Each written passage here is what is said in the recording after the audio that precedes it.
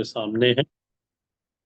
ब्रह्मा ब्रह्मा आश्रया सत्व रजस्तमो गुणात्मिकाः माया अस्ति। अब हम इस माया के आगे चलते हैं। माया का एक रूप और जान ले। माया में दो शक्तियां होती हैं, एक आवरण शक्ति और विक्षेप शक्ति। आवरण शक्ति को बोलते हैं अविद्या, सॉरी, माया। जो वस्तु जैसी होती है उसको ढक देती है, और जो नहीं होती उसको दिखा देती है, उसको कहते हैं आवरण शक्ति। जो अस्तित्व, जो सही वस्तु है, जो वस्तु का मूल स्वरूप है उसको ढक देना, और जो जो अन्यथा रूप है उसको प्रकट कर देना, तो कहते हैं आवरण शक्ति। आवृत कर देती है वो हमारी दृष्टि को। सत्य देखने में हमारी दृष्टि आवृत हो जाती है। अच्छा, एक तो ढाक देना, ये देखना। और दूसरा होता है विक्षेप शक्ति। ऐसा, जो चीज नहीं है, जो चीज है उसको नहीं दिखाते हुए कुछ दूसरी चीज दिखा देना, ये विक्षेप शक्ति है। मूल रूप से ना, यदि आप देखो तो ये माया दोनों तरह से एक जैसी है। सही चीज को ढाक देना और दूसरी दिखा देना, और उसके कारण हमारे चित्त में विक्षेप की उत्पत्ति होती है। एक भ्रम की स्थिति उत्पन्न होती है, उसको कहते हैं विक्षेप शक्ति। मूल स्वरूप तो इस माया का ये है कि ये ढाक देती है, आवृत कर देती है। और वो आवृत के कारण परिणाम स्वरूप ही विक्षेप उत्पन्न होता है चित्त के अंदर। है कुछ, दिखता कुछ और है, और उसके जो दिख रहा है उसके अनुसार फिर हमारा निर्णय, हमारा व्यवहार इत्यादि चलता है। वो विक्षेप के अंदर चला जाता है व्यक्ति, मूढ़ता में चला जाता है, मोह में चला जाता है, सही वस्तु को न जान करके। तो ये एक, और ये माया का मूल स्वभाव ऐसा है। अच्छा, अब यहां पे देखना, हम जगत की चर्चा कर रहे हैं। तो जगत में के को समझाने के लिए सबसे पहले माया शक्ति को समझाया गया। अब गीता जी में भी देखना, परमात्मा जो अपने स्वरूप को समझाते हैं, हाँ, अपने सगुण स्वरूप को जब समझाते हैं, या सगुण कहो निर्गुण कहो, दोनों को समझाते हैं, जगत को समझाते हैं, सृष्टि का वर्णन करते हैं, तब वहां पे सबसे पहले माया का वर्णन आएगा, क्योंकि बिना माया के जगत का वर्णन असंभव है। जगत को समझना असंभव है। इसलिए सबसे पहले माया भगवती। अब माया भगवती के बाद आगे देखो, दूसरे इसमें आगे की परिभाषा, ततः आकाश संभूतः। ततः माया में से, ये सर्वनाम का उपयोग करा भगवान ने। ततः, उसमें से, किसमें से? बोले माया में से। कौन उत्पन्न हुआ? बोले आकाश संभूतः। संभूत इति उत्पन्न। अच्छा, अब देखना, एक के बाद एक कार्य कारण संबंध प्रकृति में कैसे बनता है वो यहां से स्पष्ट हो जाएगा। ततः आकाश संभूतः। आकाशाद वायु। आकाश में से कौन उत्पन्न हुआ? तो बोले वायु। वायुस्तेज। और वायु में से उत्पन्न हुआ अग्नि। तेज यानी अग्नि। और अग्नि से कौन उत्पन्न हुआ? तो बोले आप। अग्नि से उत्पन्न हुआ जल। आप यानी जल। और अद्वय पृथ्वी। अद्वय यानी वही पर्यायवाची है जल का। जल से उत्पन्न होती पृथ्वी। देखो कार्य कारण भाव, माया में से आकाश की उत्पत्ति हुई।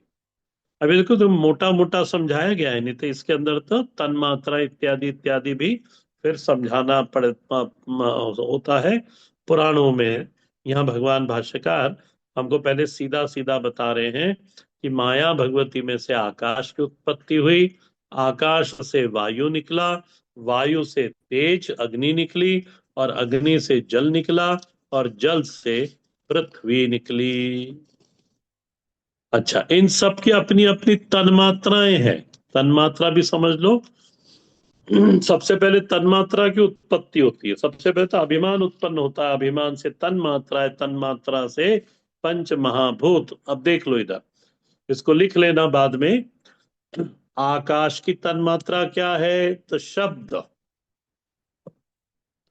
तन्मात्रा का अर्थ होता है सूक्ष्म रूप से आकाश कहाँ बैठा है? बोले शब्द के भीतर।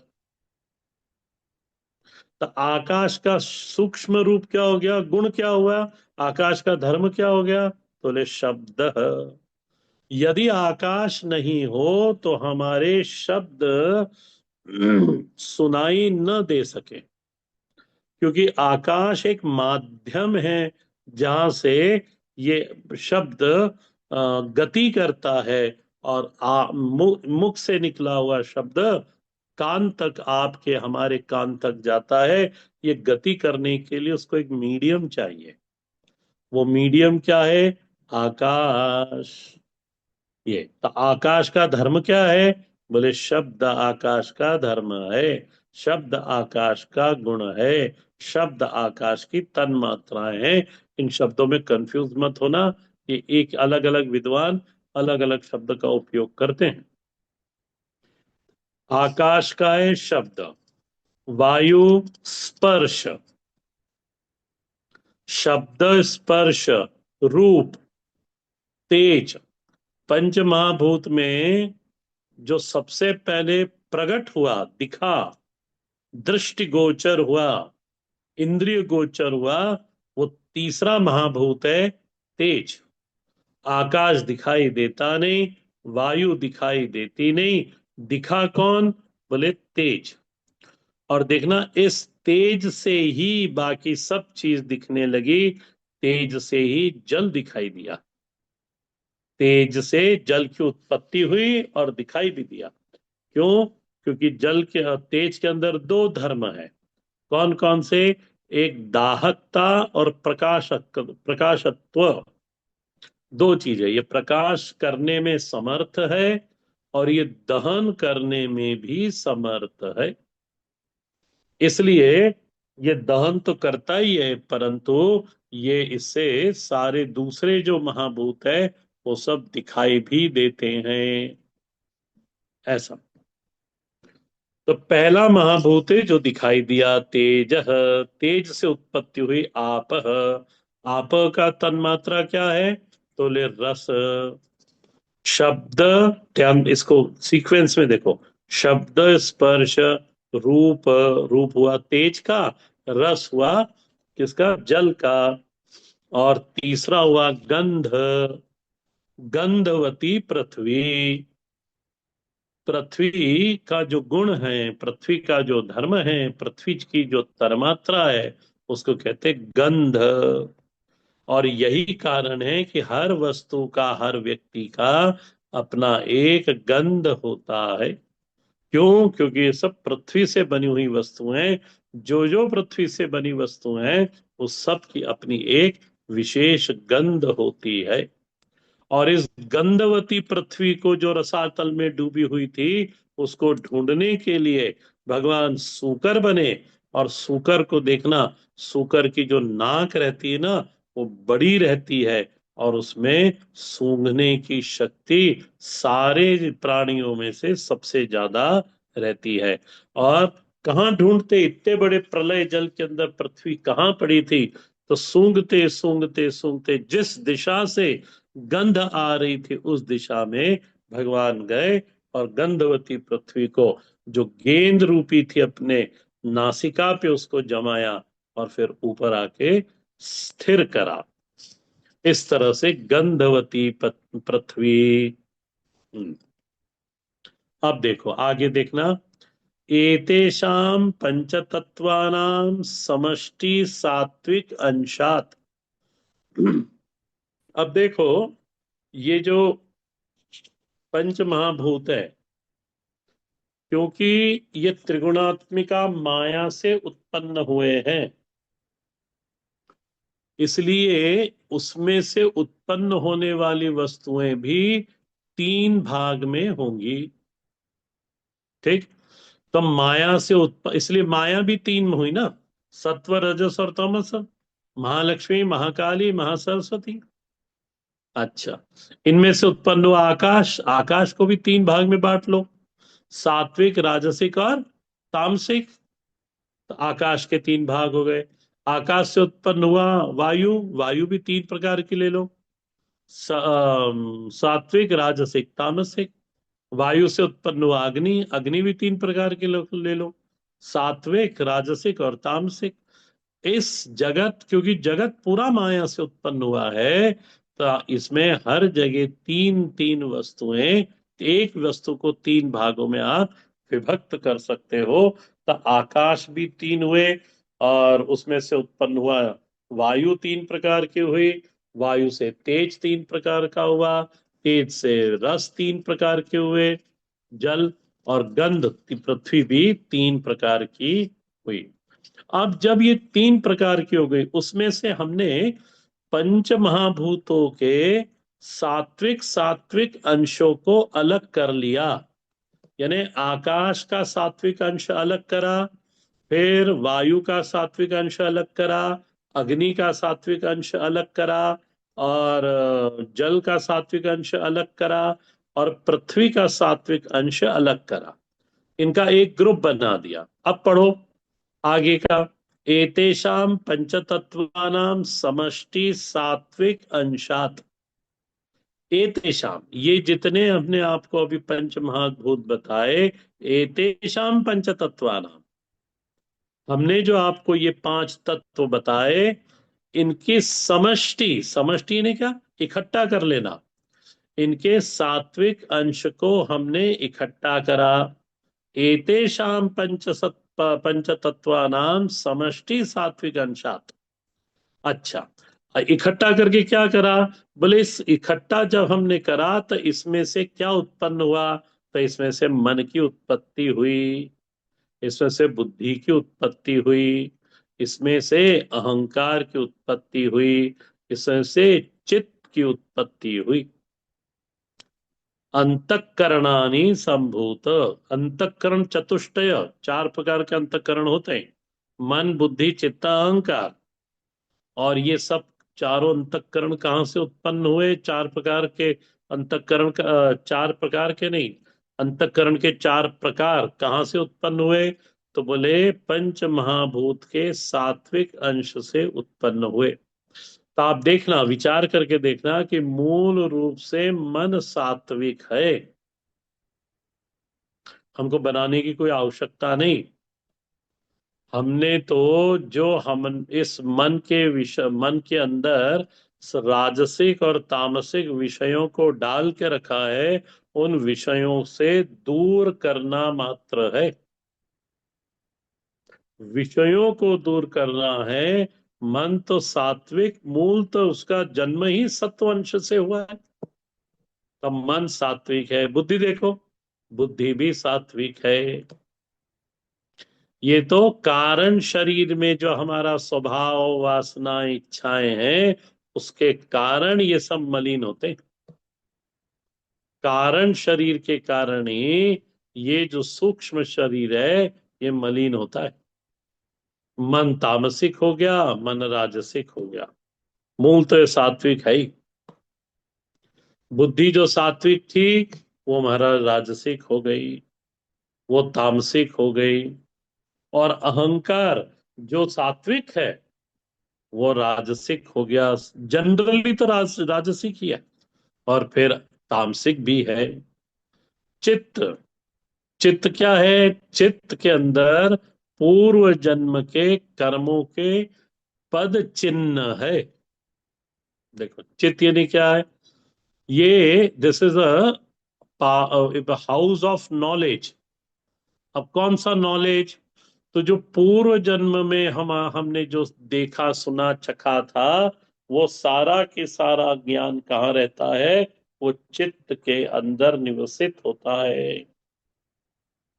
चित्त के अंदर रहता है वो ज्ञान। और इसीलिए यही कारण है कि किसी व्यक्ति को देखकर, किसी वस्तु को देखकर, या किसी स्थान पर जाकर हमको ऐसा लगता है शायद हम यहाँ कभी आए हैं। ये पूर्व जन्म के संस्कारों के कारण। ये चित्त के अंदर पूर्व जन्म का संस्कार होता है। इसलिए उस हाँ इसे इसको चित्त कहते हैं। ज्ञान स्वरूप है, ज्ञान है इसके अंदर। अच्छा, तो एतेषां पंचतत्वानां समष्टि सात्विक अंशात मनोबुद्धि अहंकार चित्त अंतकरणानि संभूतानि, बहुवचन है ना, तो इसलिए संभूतानि। अच्छा, अब मन की परिभाषा बताते हैं। मन यानी क्या? जो मन उत्पन्न हुआ उसको तो बोले संकल्प विकल्पात्मक मन। मन वह अस्तित्व है, मन वह एंटिटी है, वह ऑब्जेक्ट है जो जिसके अंदर संकल्प और विकल्प उठते रहते हैं। जाऊं कि नहीं जाऊं, हाँ, पाऊं कि नहीं पाऊं, ऐसा करूं कि ना करूं। तो मन हमेशा दुविधा में रहता है। इसमें दो चीजें हैं, ऐसा करूं या ना करूं, टू बी और नॉट टू बी। ये मन का स्वभाव है। मन कभी निर्णय लेने में समर्थ नहीं होता। मन दो चीज हमारे सामने रख देता है, देखो ये है और ये भी है। तुम जा भी सकते हो, तुम नहीं भी जा सकते हो। अब देखो आगे, इसी के आगे फिर निर्णय कौन लेगा? बोले निश्चयात्मिका बुद्धि ही। जो सात्विक बुद्धि है, बुद्धि मूल रूप में सात्विक है। बुद्धि विचार करती है कि इस इधर जाने में मेरा लाभ है कि इधर जाने में मेरा लाभ है। अब लाभ की परिभाषा हर व्यक्ति की अपनी अपनी होती है।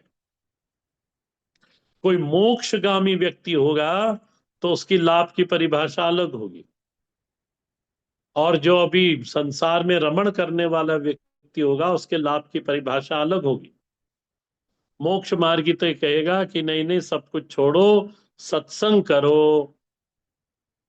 और संसारगामी व्यक्ति होगा, बोले अरे ये तो अभी बूढ़े थोड़ी हुए, ये तो बुढ़ापे के समय करेंगे, अभी तो चलो मॉल में। वो मॉल में ले जाता है। तो लाभ की परिभाषा व्यक्ति के ऊपर, अपने अपने ऊपर अलग अलग रहती है। किसी ने व्यक्ति ने मेरे को पूछा था, what is the definition of good? अरे it's depend on person to person. हम थोड़ी बोल सकते हैं। जो मेरे लिए मुझे अच्छा लगता है वो सामने वाले को ना अच्छा लगे। तो ये व्यक्तिगत बात हो गई। तो संकल्प विकल्प तो दो सामने हमारे आ गया, ये भी है और ये भी है। अब बुद्धि यदि तेजस्वी होगी तो वो निर्णय करेगी कि नहीं ये चाहिए हमको। अच्छा, बुद्धि तीनों जगह तेजस्वी हो सकती है। तामसिक स्थिति में भी तेजस्वी है, राजसिक में भी तामसिक है, सात्विक में तो तेजस्वी है ही है। परंतु एक चीज और देख, यहाँ पे विचार करना, मनुष्य अपनी बुद्धि का कितना उपयोग करता है?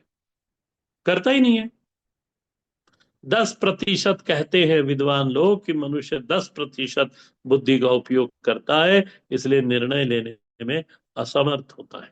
जो व्यक्ति मन प्रधान होता है वो व्यक्ति कभी निर्णय नहीं ले पाता। तो इधर उधर ही घूमता है। फिर वो इधर अपने कहीं दोस्त से पूछेगा, पिताजी से पूछेगा, पत्नी से पूछेगा, ऐसा करूं कि नहीं करूं, तेरी क्या राय है, टेक अ सेकंड ओपिनियन। लो, अरे भाई तुम्हारा जीवन तुम्हें समझता है, क्या करना है क्या नहीं करना है, तो तुम निर्णय लो ना। ना, क्योंकि उसकी बुद्धि तेज नहीं है। और यही कारण होता है कि पुरुष हमेशा माता जियों के पास जाता है, चाहे वो पत्नी के रूप में हो या माता के रूप में हो, कि उनसे निर्णय लेता है। माता जियों की बुद्धि तेज होती है। ये बताया था एक दिन मैंने।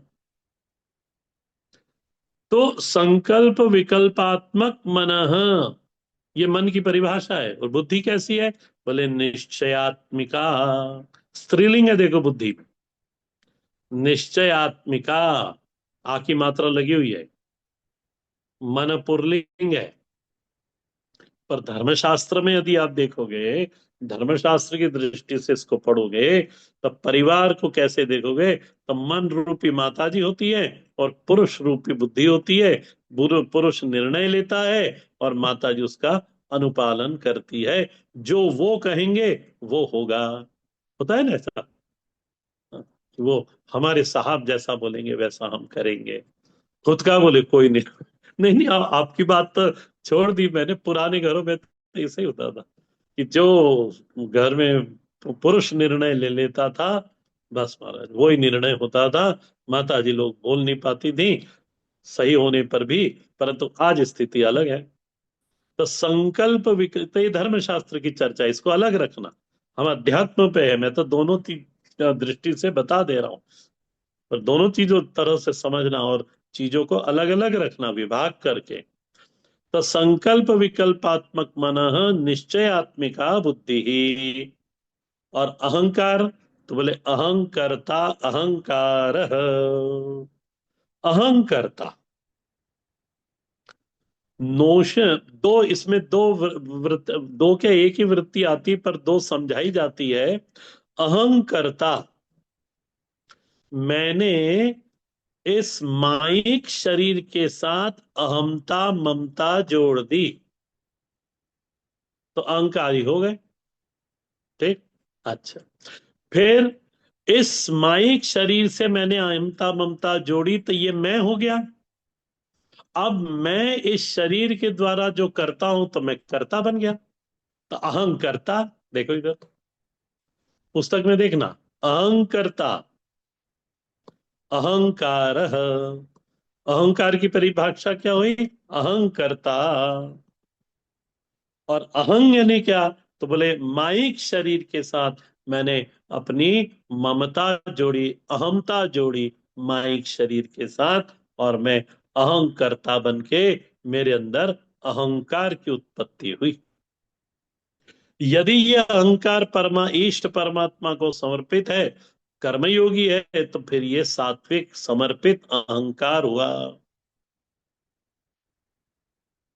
ऐसा था। अहंकार मूल रूप से तो कैसा है? बोले सात्विक है। ये बुद्धि को समर्पित है। जैसा बुद्धि कहती है वैसा ये करता है। बुद्धि मूल रूप में कैसी है? तो बुद्धि तो मूल रूप में से सात्विक है ही। और यदि कभी आप लोगों ने कठोपनिषद पढ़ा होगा, तो बुद्धि को क्या बताया है? रथ का सारथी। रथ तो शरीर है, बुद्धि सारथी है, और लगाम जो है वो मन है, घोड़े जो है वो इंद्रियां हैं। और अर्जुन ने अपने रथ के ऊपर भगवान श्री कृष्ण को बिठाया हुआ है। का अभिप्राय क्या? कि मैंने अपने लगाम जो है वो भगवान श्री कृष्ण को छोड़ दे दी। ये जो निर्णय लेती हैं, तो सारथी स्वरूप में बुद्धि है वहां। और उस बुद्धि ने मन को कंट्रोल करके रखा है, अपने अंडर रखा है, ने कंट्रोल में रखा है। शरीर तो हो गया रथ, सारथी हो गया बुद्धि जो भगवान श्री कृष्ण के रूप में है, लगाम हो गया मन, और वो घोड़े हो गए इंद्रियां। उसमें बैठा हुआ अर्जुन कौन हो गया? तो उसको कहते हैं रथी। रथी कौन है? आप और हम, जो इस रथ के अंदर बैठे हैं। यदि बुद्धि ने, सारथी ने निर्णय गलत ले लिया, तो नुकसान किसका होगा? रथी का ही होगा, और किसका होगा? यदि निर्णय लेने में कहीं चूक हो गई तो नुकसान रथी का होता है। कैसे? तो हमारे आचार्य जी हमको समझाते थे। इस रास्ते से जाना था तो सारथी ने उस रास्ते से ले लिया जहां गड्ढे ज्यादा थे। और महाराज जैसे उस गड्ढे में रथ गिरा, तो पहिया तो हुआ ही हुआ खराब, और वो रथी भी जो अंदर बैठा था उसको जोर से धक्का लगा। तो ये अलग तरह से समझाने की वो है। बुद्धि निर्णायक होनी चाहिए, बुद्धि परमात्मा को समर्पित होनी चाहिए, बुद्धि शास्त्र को समर्पित होनी चाहिए, बुद्धि शास्त्र से अनुग्रहित होनी चाहिए। तब उसको सात्विक बुद्धि ऐसा कहते हैं। तभी वो निर्णय लेने में पक्की होती है और सही निर्णय लेती है, जो शास्त्र और धर्म शास्त्र जैसा कहता है। तभी ना उसकी गति अच्छी होगी। अच्छा, तो अहंकार भी हो गया। चिंतन कर्तृ चित्तम, जो चिंतन करता है, वस्तु और व्यक्ति का चिंतन करता है। कौन से व्यक्ति वस्तु का चिंतन करता है? जो उसके सामने आ जाता है। इसलिए राजा परीक्षित जब हुए ना, तो परितः ईक्षते, वो चारों तरफ देख रहे थे। वो व्यक्ति कौन है जो जिसने मेरे को गर्भ में एक अग्नि के गोले से बचाया था? वो चारों तरफ ईक्षण करते हैं, इसलिए उनका नाम पड़ गया। चारों तरफ ईक्षण करते हैं, इसलिए नाम पड़ गया परीक्षेत। परितः, परितः यानी चारों तरफ, ईक्षति ईक्षण करना। जो चारों तरफ ईक्षण करके उस व्यक्ति को पहचानना चाहते हैं, जिसने गर्भ में मुझे अग्नि के गोले से, ब्रह्मास्त्र से जिसने बचाया था। तो चिंतन करते आप बच्चों को देखना, बच्चों के अंदर, छोटे छोटे बच्चों में पांचों पांच ऑर्गन उनके पास भी होते हैं, ज्ञान इंद्रिया, पांच, 5 ऑर्गन, सेंस ऑर्गन्स होते हैं उनके पास। परंतु उसमें सबसे ज्यादा डेवलप कौन सा होता है? जीवा। इसलिए वो हर वस्तु मुंह में डालते हैं। आपने देखा होगा, चम्मच हो तो मुंह में डालेंगे, जूता हो तो मुंह में डालेंगे, खिलौना हो तो मुंह में डालेंगे, क्योंकि उनको एक ही मालूम है कि इस, ये वही एक इंद्रिया है जो ठीक है। और फिर धीरे धीरे वो, आप लोग ने सब देखा, बच्चे नजर टिकाने लगते हैं। अब माँ पे नजर टिक गई तो पहचानने लगता है वो, ये कौन करता है, ये और फिर वो चिंतन करता है, यही है जो रोज मेरे को दूध पिलाती है, यही है जो मेरे को निलाती धुलाती है। तो फिर वो उससे अपने आप ममत्व हो जाता है, और फिर बच्चा माँ को छोड़ता नहीं। तो चिंतन कर्तृ चित्तम। आई होप क्लियर हुआ होगा। हाँ। अब इन्हीं अंतःकरण में, जैसे हमने पहले भी सूक्ष्म शरीर और स्थूल शरीर, इन सब में देखा था कि सभी के अपने अपने एक देवता होते हैं। तो वे उसी तरह से ये अंतःकरण के भी 4 देवता हैं, जो हमारे भीतर अंतःकरण के अनुग्राहक के रूप में उपस्थित है। कौन है? तो देखो, मनसो देवता चंद्रमा, मन का देवता चंद्रमा। इसे चंद्रमा घटता बढ़ता है ना, तो मन भी घटता बढ़ता है। मन का भी धर्म वैसे ही चंद्रमा जैसा। सुबह सुबह तो बड़े अच्छे थे, शाम तक दुखी हो गए, शाम तक या दोपहर तक, 10 बजे तक दुखी हो गए। तो ये मन का स्वभाव ऐसे चंद्रमा जैसा है, घटता बढ़ता रहता है। कभी ठीक, कभी कुछ बोल दी, कुछ कह दिया, कोई देख लिया तो दुखी हो गए, कुछ दूसरा कुछ कह दिया, सुना दिया तो खुश हो गए। ये मनसो देवता चंद्रमा। तो चंद्रमा में जिस तरह से क्षय रोग लगा हुआ है, उसी तरह से मन में भी, मनुष्य के मन के अंदर क्षय रोग लगा हुआ है। अच्छा, बुद्धि के देवता ब्रह्मा जी। ब्रह्मा, बुद्धेर ब्रह्मा, अहंकारस्य रुद्र, अहंकार के देवता रुद्र हैं। यदि ये सात्विक हैं तो भगवान राम के भक्त हो जाएंगे। यदि ये सात्विक है तो श्री कृष्ण परमात्मा को समर्पित हो जाएंगे। और यदि ये राजसिक है तो कर्म में ज्यादा रखेंगे, तब भगवान की इतनी चिंता नहीं रहती उनको, वो कहते कर्म ही पूजा है। और तामसिक की तो फिर आपको मालूम ही है, वो तो भरा पड़ा है जगत उसमें। अच्छा, तो अहंकार रुद्रस्य चित्तस्य वासुदेव, भगवान वासुदेव क्योंकि ज्ञान की प्रतिमूर्ति है और चित्त ज्ञान का भंडार है, तो वह वहां पे भगवान श्री वासुदेव चित्त के अंदर बैठे हुए हैं। इतना आज यहाँ पे देखते हैं, उसके बाद हम गीता जी ले, बहुत दिन हो गए वो गीता जी आगे हमने बढ़ाई नहीं। मैंने आपको गीता जी में एक प्रश्न दिया था, किसी को याद है वो प्रश्न?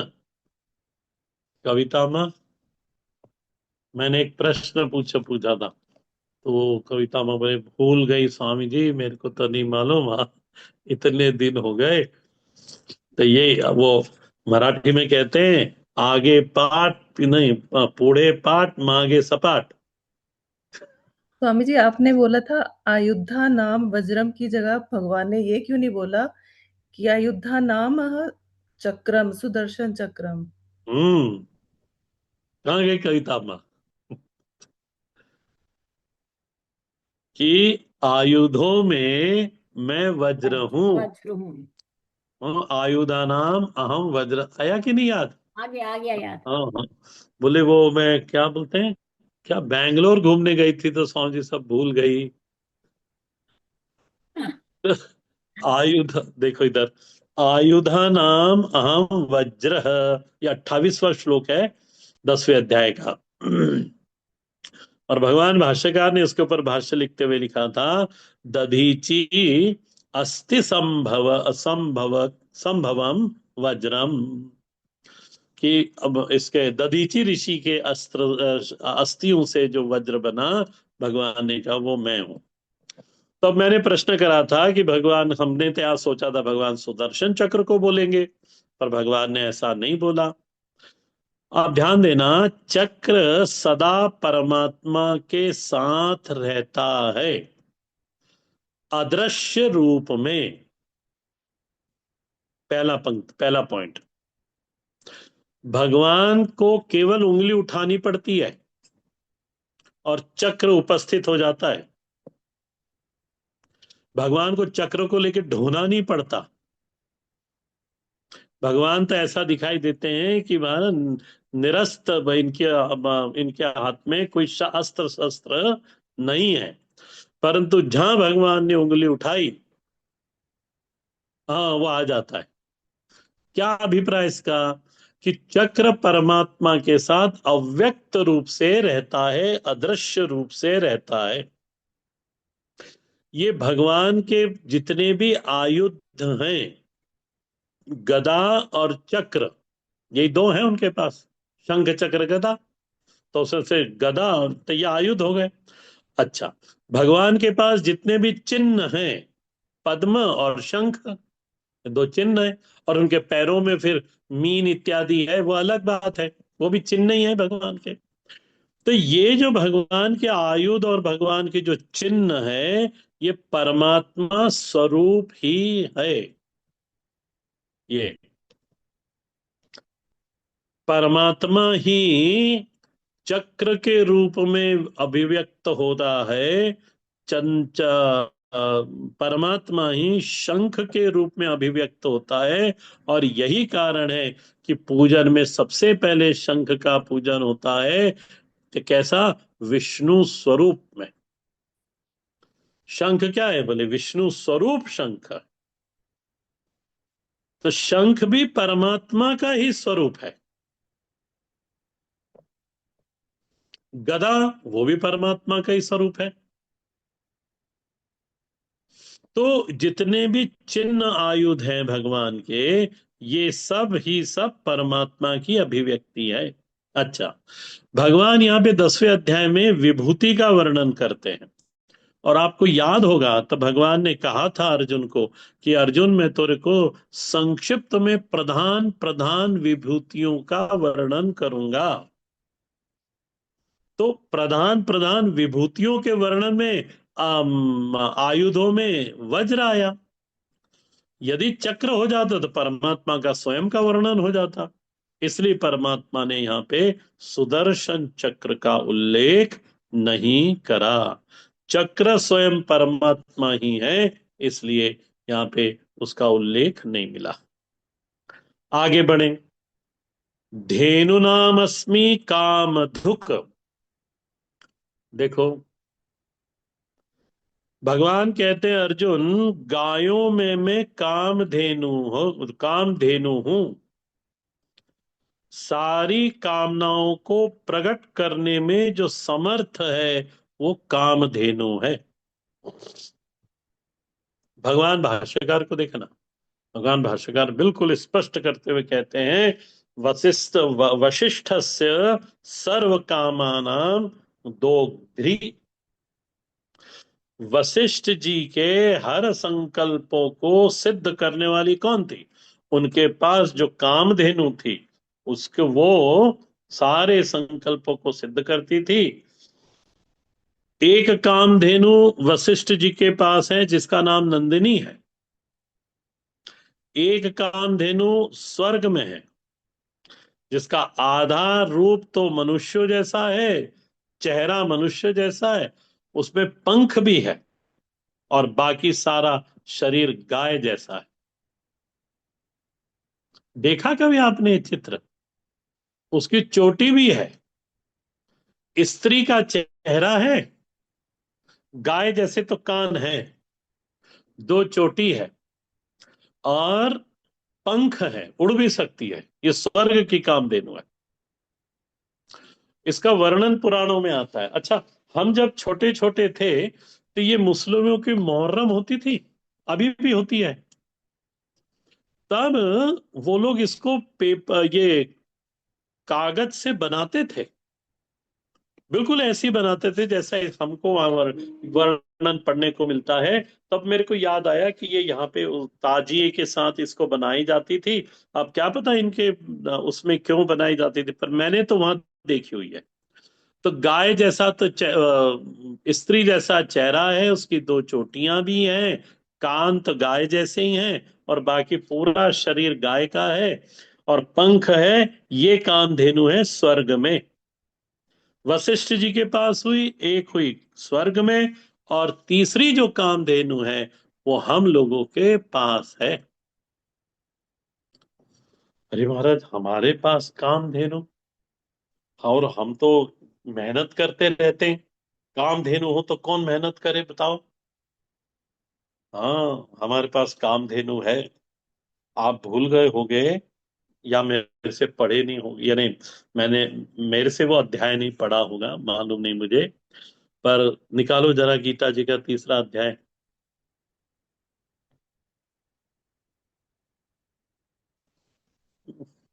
निकाल रहे हो कविता माँ? आप ही दिख रहे हो मेरे को बस। गीता जी का तीसरा निकालो, निकालो मेरे को। हाँ, कौन सा आप श्लोक पुस्तक खोलो। खुली हुई है? आप तीसरा अध्याय तो निकाल। हाँ, निकाल 10वां लिया? श्लोक। हाँ जी। 10वां श्लोक, 10वां 10वां। सब चीज स्वामी जी आप ही बताओ, हम तो कोई मेहनत एहनत नहीं करते। याददाश्त कमजोर हो गई है, हाँ स्मरण हाँ, में ये तो आप शरीर यही हो बोलो गया है आप। स्वामी जी। स यज्ञ प्रजा। सबका उत्तर है हाँ। सह यज्ञा प्रजा सृष्ट्वा पुरा वाचो प्रजापति अनेन प्रसवे प्रसविष्यध्वम एषा वो स्विष्ट काम दुख। क्या बोल रहे हैं भगवान यहाँ पे, समझो इसको। सह यज्ञा प्रजा सृष्ट्वा, ब्रह्मा जी ने, भगवान बोल रहे हैं, ब्रह्मा जी ने जब सृष्टि में प्रजा की उत्पत्ति करी, तब प्रजा में जो जीव बनाए मनुष्य शरीर में, उनके हृदय के अंदर, उनकी बुद्धि में यज्ञ भावना रख दी। सह यज्ञ प्रजा सृष्टवा पुरोवाच प्रजापति, प्रजापति ब्रह्मा जी ने पहले से ही हमारी बुद्धि में एक ऐसी वृत्ति रखी। कौन सी वृत्ति रखी? तो बोले यज्ञ भावना। यज्ञ भावना, इस यज्ञ भावना के द्वारा ब्रह्मा जी बोल रहे हैं, इस यज्ञ भावना के द्वारा हे मनुष्यों, तुम वृद्धि समृद्धि को प्राप्त हो जाओ। यज्ञ भावना क्या है? तो उन्होंने यहां पे कहा काम दुख। आखिरी शब्द देखना उसमें, बोले ये जी। काम धेनु है। ये तो ब्रह्मा जी ने कहा। अब इसका अभिप्राय जान लो। हमारे भीतर स्वाहा की वृत्ति, पहला समर्पण। इज इक्वल टू लगाते जाना, हमारे भीतर, अंग्रेजी में बोलो तो सेक्रीफाइस, समर्पण की बुद्धि,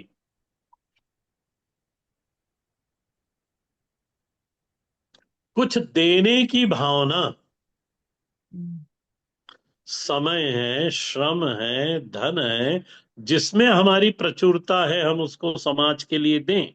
पहले तो परिवार वालों को दें और फिर समाज वालों को दें,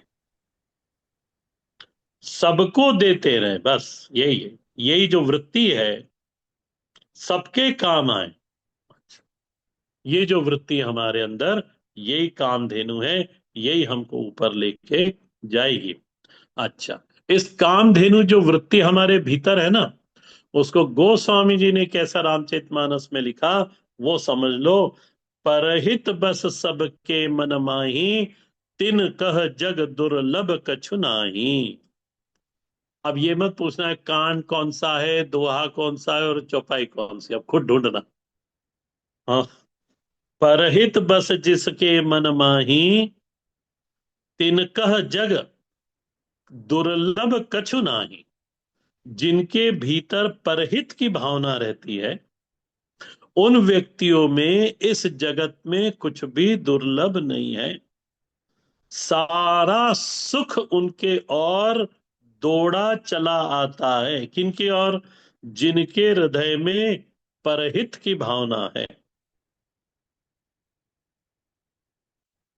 परहित सम धर्म नहीं भाई, ऐसा कुछ स्वामी जी भी एक जगह लिखते हैं। ये मूल धर्म है हमारा, यज्ञ की भावना। भगवान भाष्यकार इसको कहते हैं सामान्य व काम दुख। सभी के मन में परमात्मा ने इस यज्ञ की भावना को रखा है। इसे हमें संभालना है, न केवल संभालना है, इसकी अभिवृद्धि करनी है। यही कामधेनु है। इसलिए भगवान भाष्यकार ने कहा सामान्य व काम दुख, ये हर जनरली सभी के अंदर ये है, हम उसके ऊपर ध्यान देते नहीं, और स्वार्थ के कारण ये कामधेनु हमारी दबी हुई है। और इसी के कारण थोड़े दिन तो स्वार्थी व्यक्ति को सब अपने पास बिठाएंगे, पर जब उसका स्वभाव मालूम पड़ जाएगा तो उसको बिल्कुल दूर कर देते मनुष्य। तो ये जो अपने अंदर की जो भावना, इसको पहचानो, यही कामधेनु है और यही परमात्मा है। परमात्मा का स्वरूप, परमात्मा का चिंतन इस तरह से भी वृत्ति के भीतर किया जा सकता है। हर हर महादेव। जी, कोई प्रश्न हो तो पूछ लें, नहीं हो तो कोई बात नहीं।